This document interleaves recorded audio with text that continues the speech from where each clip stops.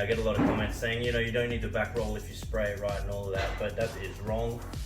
First of all, it specifies the drywall manufacturer. If you look in the fine print, it'll say it needs to be back rolled, at least the first coat, but I back roll every coat, especially the first and the last coats, so you can touch it up.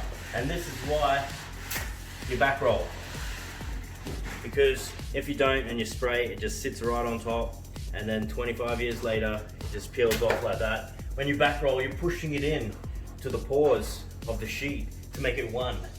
And when you don't back roll, this is what happens. It peels off. And everywhere, just peels right off like this. No penetration whatsoever. Back to the original sheet. Yeah, if you look at this. So Where do you start? we're in for this is a very big ceiling. We're in for a big problem here. If you're pricing a job as well and you're thinking, yeah, it's okay, have a good look.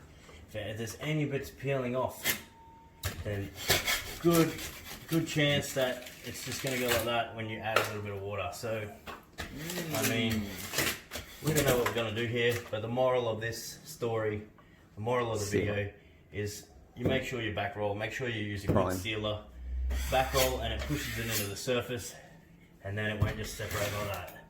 This is a ceiling that didn't get a good undercoat, and it didn't get back rolled. Thanks very much, and have a nice day.